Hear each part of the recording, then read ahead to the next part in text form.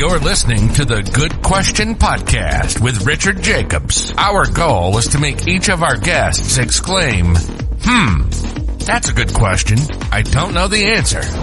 Because when that happens, it means you, the listener, may be inspired to learn more beyond the interview and to ask great questions yourself that lead to new insights. In this podcast, we cover historical and current anthropology, comparative religion, and history. Welcome, and let's get started. Hello, this is Richard Jacobs with the Good Question Podcast. My guest is Dr. Ben Thompson. He's the founder of Treble Health. We're going to talk about rewiring the way we hear, science-based relief for tinnitus and hearing loss. And as I'm getting older, I'm asking people myself more and more, what did you say? So this will be a very good call, I'm sure, talking about tinnitus and hearing loss. So welcome, Ben. Thanks for coming. Thanks so much for having me. Happy to be here.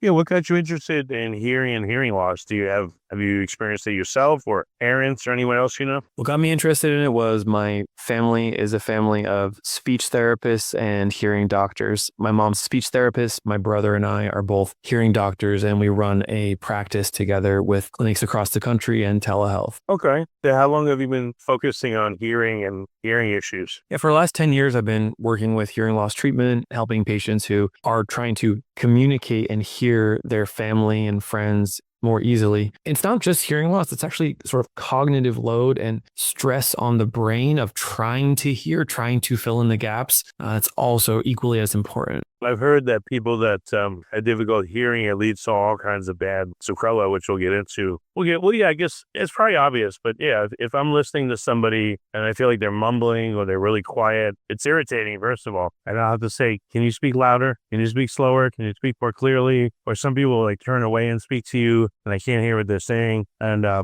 just turned 50, so I don't know how much hearing loss correlates with, as you get older, but it's just starting to happen a bit more. That it just seems like a lot of people are mumblers, where again, they don't speak clearly. Yeah, Rich, that's right. That, around 50 years old, most people would start to notice some slight changes in their hearing clarity. Also tinnitus, which most doctors like me pronounce tinnitus, that ringing or hissing sound in the ears.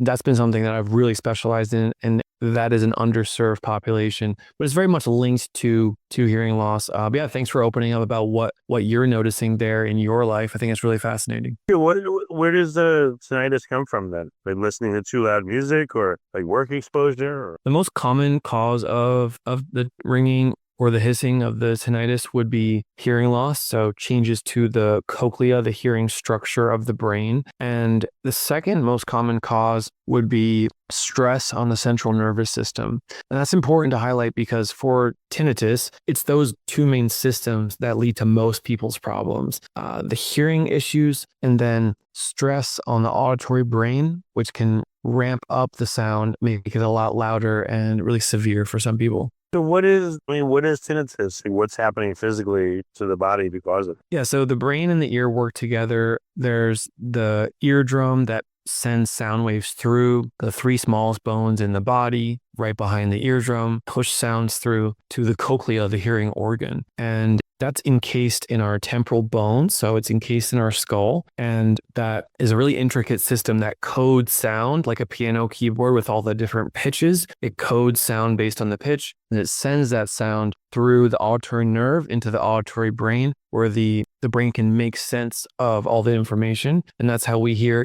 Beethoven and Bach. That's how we listen to our friends and family. That's how we make sense of sound.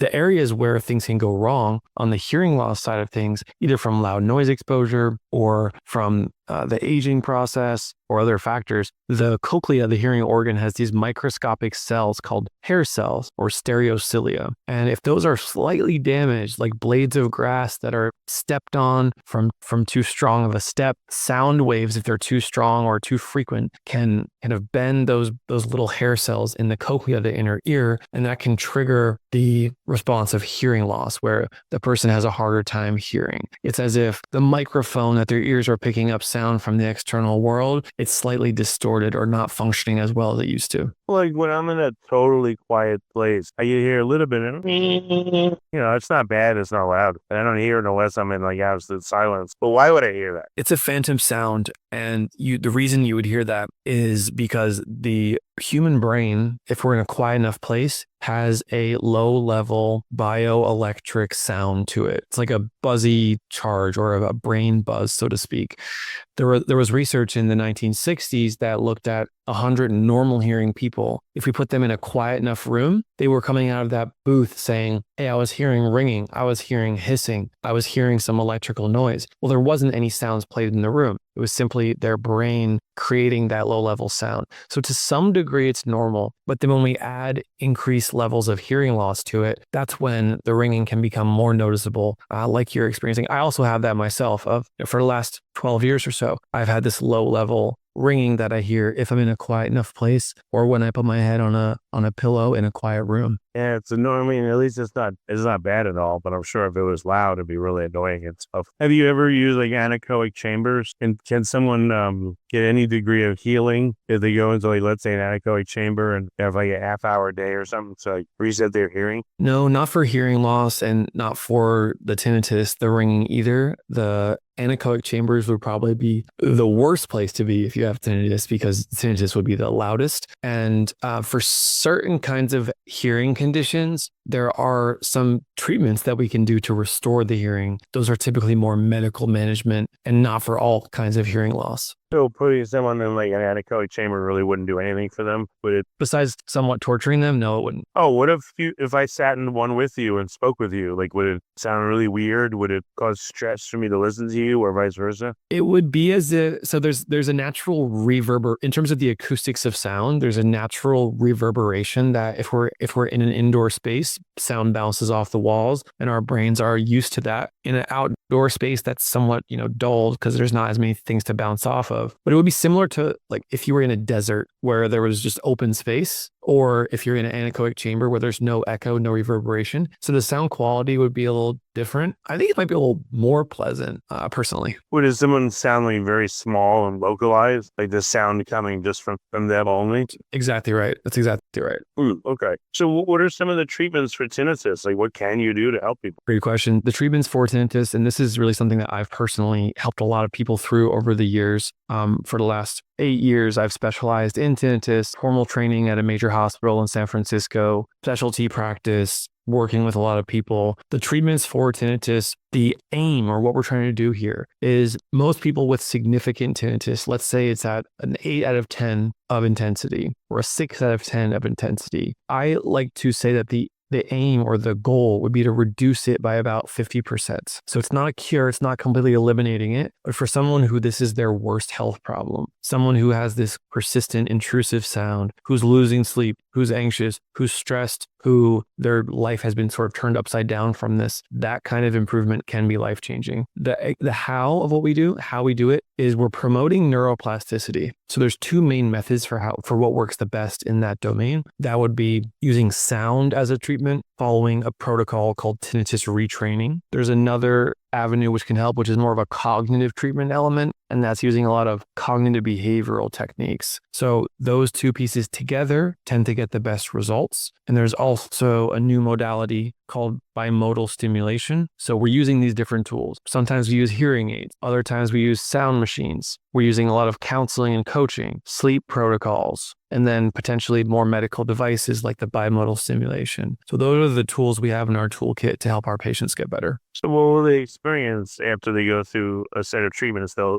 still hear the hissing or but just less? Most commonly, that's the case. Many people also habituate to the sound so that they rarely ever even think about it in their normal daytime. An example of habituation that many of us are used to is the sound of our breathing. So I want everyone to just take a normal breath right now, in and out your nose. Take another one and listen for the sounds. I can hear some sounds of my breathing, right? But my brain never has me aware of that. I'm never thinking about it. It's there, but I'm never aware of it. So that's called habituation, and that can really help patients with tinnitus get back to normal living and not even think about the sound anymore. Also, the sound of our heartbeat is a constant sound. It's been there in our bodies. The brain learns to tune that out, so I'm never aware of it. So we're using some of these natural principles, and we elicit that kind of response to help the tinnitus patients even more. Oh, so it's the habituation makes the person perceive that it's less loud or intense? In my experience, that's exactly what happens. You said the brain is producing it though too, so it's kind of weird, I guess. It's correct. And you might ask, well, why does this happen?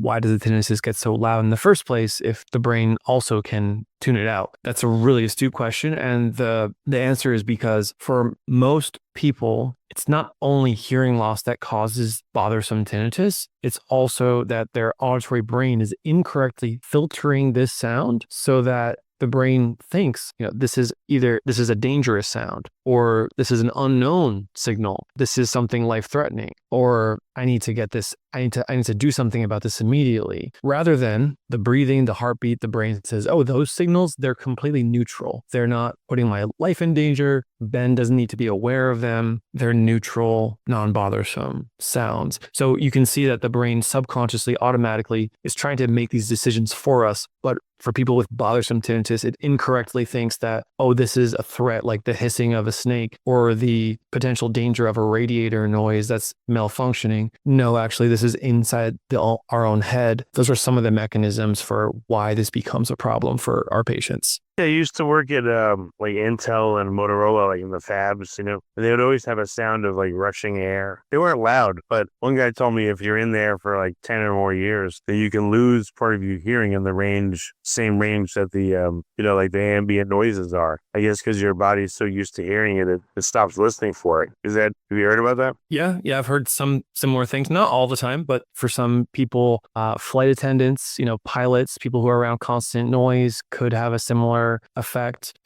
We took a class in my doctorate program called psychoacoustics, which was this interplay between psychology, how the brain works, how our mind works, and then the acoustics, the science of sound. And some of these phenomena are pretty fascinating to study. So what other conditions do you help people with besides tinnitus? Tinnitus, hearing loss, and sound sensitivity, hyperacusis are the big ones. One of my most important messages for your audience here, for everyone listening, is that there's emerging research of showing that hearing loss is one of the main things that's in our control of if we get treatment for it or not, that is linked to cognitive decline, dementia. What I've found is that so many people, Rich, they want to live a long life. They care about their longevity. They really care about their health. But I think what we're seeing in a lot of the world is that sometimes the body is outliving the brain. And researchers looked into, well, what can we do to stop or slow down dementia for those who are at risk to it? And in 2023, there was a study called the ACHIEVE study. It was a large National Institutes of Health, NIH-funded randomized control trial. And it found that for adults who are older who have risk of dementia, that using hearing aids for those who had a hearing loss reduced the rate of cognitive decline by 48% over 3 years. So how did that happen? Well, the mechanisms were hearing people well, right? That reduced the cognitive load on the brain. The brain doesn't have to work as hard to decode the sound you want to hear. It typically led to better social engagements, social connection, community. That keeps the neural networks active. We like that. And it possibly also reduced like depression and loneliness, which are both dementia risk factors. So it's really fascinating that the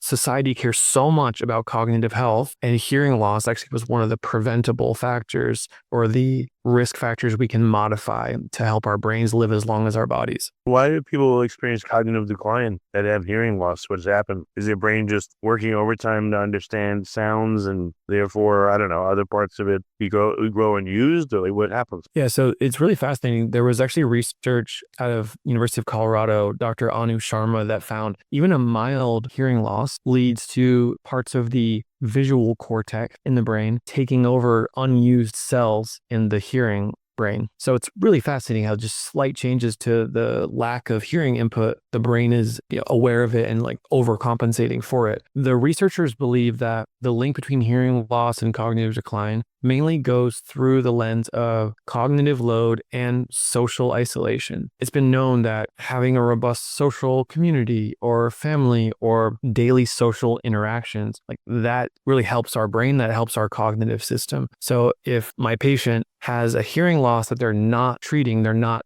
solving it with hearing aid treatment, for example, they're most likely less likely to go to a restaurant with their friends because, I'm having a hard time hearing people. It's just uncomfortable for me. They're less likely to ask people to go to a cafe to meet up. They're maybe staying at home more isolated. So that's the main neurological sort of avenue that is connecting the dots here between the two. People feel embarrassment, I guess. They have to constantly ask, what? Can you repeat that? Or they may say the wrong thing that's nonsensical. What are all the things that lead to this cognitive decline?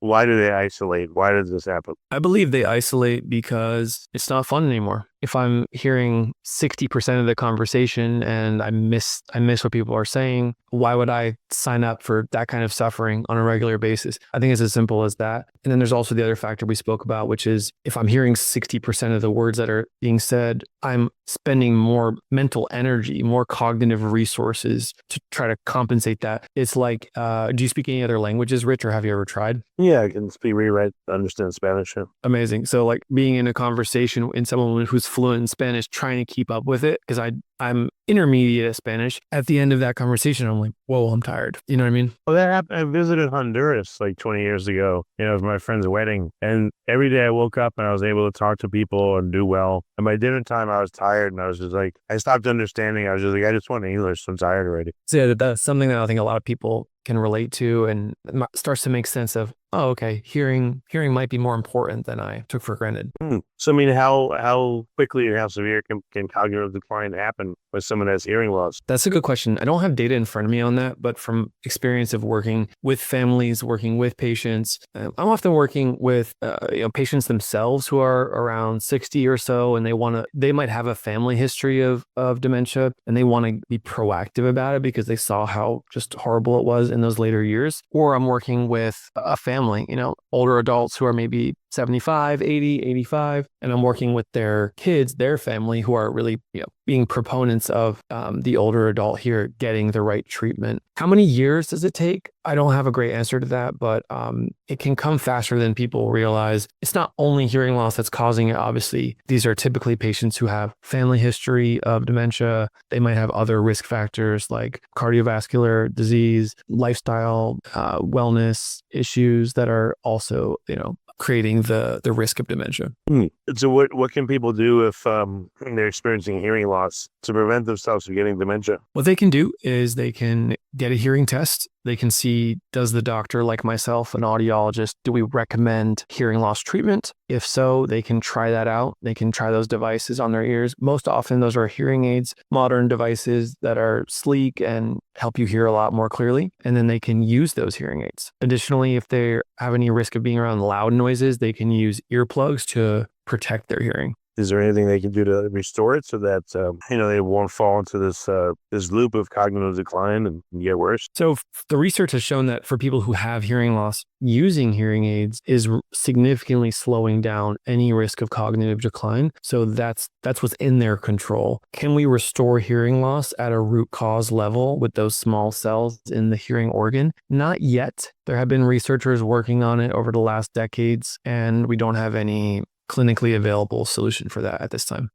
That's tough. Again, is it obvious when someone's if you're the person and you're experiencing hearing loss, like, will you know, or do people have to point it out to you? It can be very subtle because typically this is a slow progressive change of our perception, and humans are very good at recognizing immediate changes or significant quick changes, but slow progressive changes, not really. It's like, oh, I just realized I gained 20 pounds. Like, how did that happen? Or in this case, people are starting to mumble. Things are starting to not be as clear as they once were. Why do kids these days mumble and speak so quietly? It's subtle. It can be very subtle and hard to notice as an individual. But usually the husband, the wife, spouse, children, they usually can pick up on these signs more than the actual individual. Yeah, yes, your family will tell you. Okay, well, what's the best place for people that have listened to this that suspect and maybe on the road to having trouble or they have tinnitus already? Where can they go to start to get help and have assessed? Yeah, they can find a tinnitus specialist to work with. So typically it's an audiologist or an ENT doctor that specializes in tinnitus. I'm one of those people. You guys can reach out to me if you want to get in touch or ask a question. We specialize in tinnitus. We have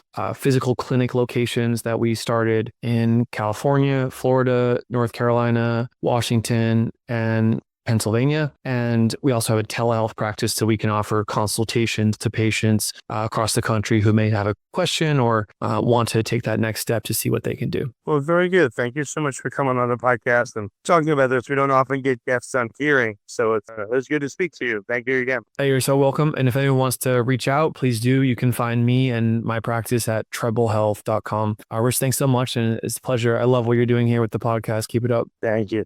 If you like this podcast, please click the link in the description to subscribe and review us on iTunes. Thank you for listening to the Good Question Podcast. Please email support@thegoodquestionpodcast.com if you have any referrals to great guests for us to interview. Visit thegoodquestionpodcast.com to hear more interviews.